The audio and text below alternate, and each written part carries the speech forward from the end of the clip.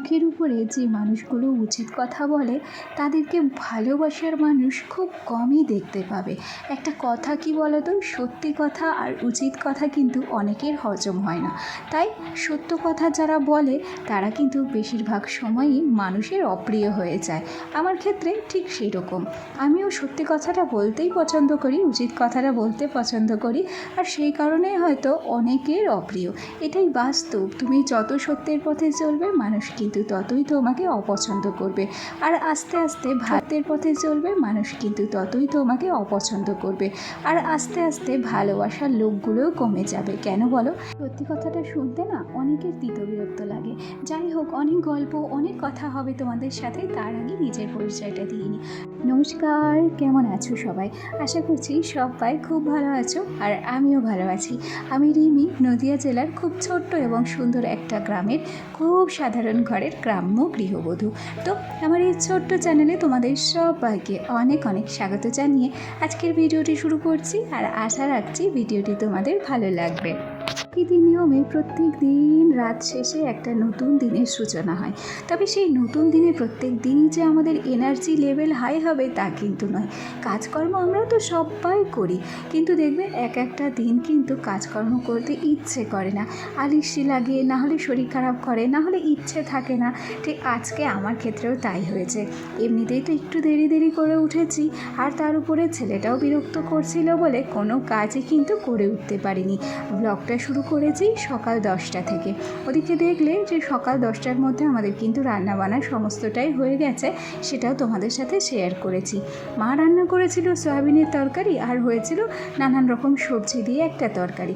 ওদিক থেকে মা কিন্তু ঘরটর গুছিয়ে তারপর একবার ঝাড় দিয়ে নিল, সেটাই একটু তোমাদের সাথে শেয়ার করেছি।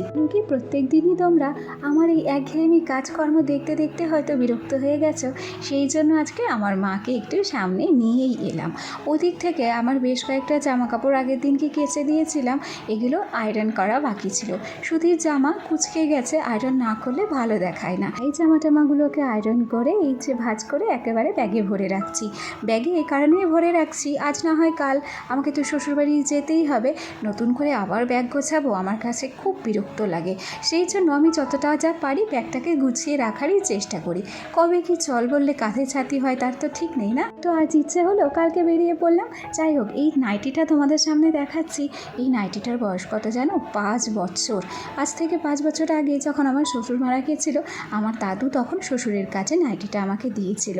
সাদা কালারের নাইটি তো খুব পছন্দ হয়েছিল বলে রেখে দিয়েছিলাম, এতদিনেও পরিনি। তো এখন ভাবলাম এই নাইটিটা যদি না পরি, আরও যদি 3-4 বছর ঘরে রেখে দিই, শেষে কি দেখা যাবে যে আমি নাইটিটা পরতেই পারবো না, পুরো গাঁঠে গাঁঠে পচে যাবে। তার থেকে দরকার নেই বাবা, সুন্দর নাইটি বলে ঘরে তুলে রেখে কোনো লাভ নেই, ওটাকে পরেই ফেলবো। সেই জন্যই নাইটিটাকে বার করে সেলাই করে নিয়েছি। ওদিক থেকে জামা কাপড়টা আয়রন করে নেওয়ার পর বিছানাটাকেও কিন্তু সুন্দর করে ঝেড়ে ঝুড়ে গুছিয়ে নিয়েছি। যদিও বা এই বিছানাতে আমি আর থাকি না রাত্রিবেলা, তবে দুপুরবেলা আমার সোনা তো এই বিছানাটার উপরেই ঘুমোয়, সেই জন্য বিছানাটাকে একবার না ঝেড়ে মুছে রাখলে আমার কিন্তু খুব একটা ভালো লাগে না জানো। গল্পে গল্পে তোমাদের সঙ্গে কিন্তু আসল কথাটাই বলতে ভুলে যাব, যেটা বেশ কিছুদিন হলো আমি কিন্তু বলছি না। তো চলো, আজ যদি না বলি আমার ক্ষেত্রে ভারী অন্যায় করা হবে। আমার যে সমস্ত বন্ধুরা প্রথম থেকেই আমার সাথে আছো, পাশে আছো, তোমাদেরকে অসংখ্য ধন্যবাদ জানাচ্ছি। আর আমার যে সমস্ত নতুন নতুন মিষ্টি বন্ধুরা আজকে আমার ভিডিওটি প্রথম দেখছো, যদি কোনো কারণে আমার এই ভিডিওটি তোমাদের ভালো লেগে থাকে, তাহলে অবশ্যই করে একটা লাইক করো, একটা কমেন্ট করো, আর চাইলে আমার এই ছোট্ট পরিবারের একজন মিষ্টি সদস্য হয়ে আমার পাশে থেকে যেও। থেকে টুকটুক করে ঘর গোছাচ্ছি আর তোমাদের সাথে গল্প করছি। আর এই যে দেখো, এই খেলনাগুলো গতকালকে গেছিলাম বাজারে, তো আমার ছেলে আমার আশেপাশে আরও যেসব বাচ্চা আছে তাদের এই সমস্ত খেলনা নিয়ে টানাটানি করে, সেই জন্যই কিন্তু ওকে বাজার থেকে এই খেলনাটা এনে দিয়েছি। তো বাজার থেকে ওকে এই খেলনাটা এনে দেওয়ার পর মিনিট 5 মতো খেলেছে, আর তারপর এই খেলনাটা কিন্তু আর ধরছে না। বাচ্চারা এরকমই হয় জানো তো, অন্যের খেলনা অন্যের জিনিসপত্র কিন্তু ওরা বেশ পছন্দ করে। তবে ওই একই রকম রকম খেলনা যখন বাড়িতে তাদেরকে কিনে এনে দেওয়া হয়, দেখা যায় কি সেই খেলনাটাতে তারা কিন্তু আর হাতই দেয় না। আমার ছেলে এরকমই করে। তোমাদের আর কার কার বাচ্চারা এরকম করে গো, আমাকে একটু কমেন্ট করে জানাবে। হ্যাঁ, যাই হোক, তোমাদের সাথে গল্প করতে করতে এদিকে হালকা হাতে শোকেসটাকে কিন্তু মুছে নিচ্ছি। আগের দিনকে কলিন দিয়ে মুছেছিলাম, সেই জন্য আজকে আর কলিন দিলাম না। আজকে ভাবলাম একটা শুকনো কাপড়ের সাহায্যে হালকা হালকাভাবে মুছে নিই। এতে করে কী হবে, শোকেসটাই কম নোংরা পড়বে। আর প্রত্যেক দিন তো আমাদের হাড় ভাঙা খাটনি খাটতেই হয়, তবে এই বিষয়ে কী হবে, খাটনিটা একটু কমই হবে। বেশি ঘষে মেজে তো পরিষ্কার করতে হবে না, তাই না? আমরা প্রত্যেক গৃহবধূরাই আছি যারা আমাদের যেমনই সংসার হোক সেই সংসারটাকে কিন্তু গুছিয়ে গাছিয়ে পরিপাটি করে রাখতে পছন্দ করি। দেখা যায় কি, আমাদের নিজেদের যতই কষ্ট হোক, সকাল থেকে রাত পর্যন্ত ভূতের খাটনি খেটে অক্লান্ত পরিশ্রম করে ওই পরিবারের অচেনা অজানা মানুষগুলোকে খুশি রাখার চেষ্টা করি, সব সময় তাদের মন জয় করার চেষ্টা করি। এতে করে নিজের গুরুত্বটা কিন্তু আমরা হারিয়েই ফেলি। সত্যি কথা বলি, এতে করে আমরা ভুলে যাই যে সংসারে আমাদের মূল্য কেউ দেয় না, সবাই কিন্তু আমাদের কাজটাকেই ভালোবাসে। আজ কাজ করতে পারছি বলে হয়তো সবার মনটা জয় করে নিতে পারছি। সত্যি কথা বলতে কি জানো তো, এখনও অনেক শ্বশুরবাড়ি আছে যেখানে পরের মেয়েদের উপর খুব অত্যাচার করা হয়। এখন অত্যাচার বলতেই যে গায়ে হাত তোলা তা কিন্তু নয়, একটা গৃহবধূকে নানান রকমভাবে অত্যাচার করা যায়। সেটা হতে পারে মানসিক, সেটা হতে পারে কাজের মধ্যে দিয়ে। তবে ঘরের বউকে তো গৃহের লক্ষ্মীর সাথে তুলনা করা হয়। একজন ঘরের বউ কিংবা একজন গৃহের লক্ষ্মী তখনই লক্ষ্মী হয় যখন সেই শ্বশুরবাড়ির সমস্ত অত্যাচার, জ্বালা যন্ত্রণা মুখ বুজে সহ্য করে। সে চোখ থাকতেও অন্ধ হয়, মুখ থাকতেও বোবা হয়, তখনই কিন্তু সে লক্ষ্মীর তকমা পায়। আর যারা মুখের উপর উচিত কথা বলে, যারা অন্যায়ের প্রতিবাদ করে, স্পষ্ট সত্যি কথা বলতে পারে, তারা কিন্তু আর তখন ঘরের লক্ষ্মী থাকে না, তারা তখন ঘরের লক্ষ্মী থেকে অলক্ষ্মীতে পরিণত হয়। এটাই হচ্ছে সংসারের নিয়ম। তবে আমরা মেয়ে মানুষরা জানো তো সংসারের কাঙাল। এই সংসারটার প্রতি এতটা মায়াজালে আমরা আবদ্ধ হয়ে গেছি, আমাদের যত যাই হোক, যত কষ্টই হোক না কেন, সংসারের মায়াজাল থেকে আর এই সংসারের কাজকর্ম ছেড়ে আমরা কিন্তু বেরোতেই পারি না। কোথাও যদি একদিনের জন্য বেড়াতে যাই, সেখানেও শান্তি পাই না, শুধুমাত্র সংসারটার জন্য।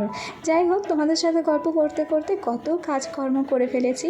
ওদিক থেকে আমার চৌকিটাকে ভালো করে মুছে টুছে নিয়েছি, যে সমস্ত থালা বাসনপত্র ছিল সেগুলোকেও কিন্তু সুন্দর করে গুছিয়ে নিয়েছি। তারপরেই চলে এসেছি গ্যাসটা পরিষ্কার করতে।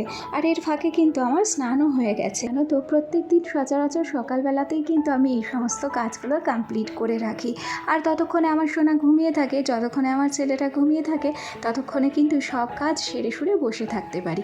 তবে আজকে যেহেতু দেরি করে উঠেছি আর সোনাও সাথে সাথে উঠেছিল, এই সমস্ত কাজ কিন্তু এইরকমভাবেই পড়েছিল।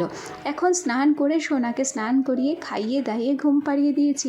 আর যতটা হাতে সময় রয়েছে, বিকেল 4টে পর্যন্ত অন্তত সোনা ঘুমোবে, ভাবলাম যে ততক্ষণে কিন্তু এই কাজগুলো করে ফেলি।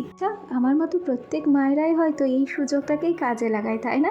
বাচ্চা কাচ্চা যখন বিরক্ত করে, তবে যখন বাচ্চা কাচ্চা ঘুমিয়ে থাকে, সেই সুযোগটাতেই আমরা সংসারের সমস্ত কাজই পরিপাটি করে গুছিয়ে নিই। এটাই হচ্ছে আমাদের কাজ করার নিনজা টেকনিক, তাই না? দেখো, গল্প করতে করতে আমার সমস্তটাই কিন্তু গোছানো হয়েও গেছে। পর্যায়ে আমার ভিডিওটি তোমাদের কেমন লাগলো কমেন্ট করে জানাতে ভুলো না। আর আজ তাহলে আসি, কাল আবার দেখা হবে নতুন ভিডিও নিয়ে। সবাই ভালো থেকো, টাটা সবাইকে।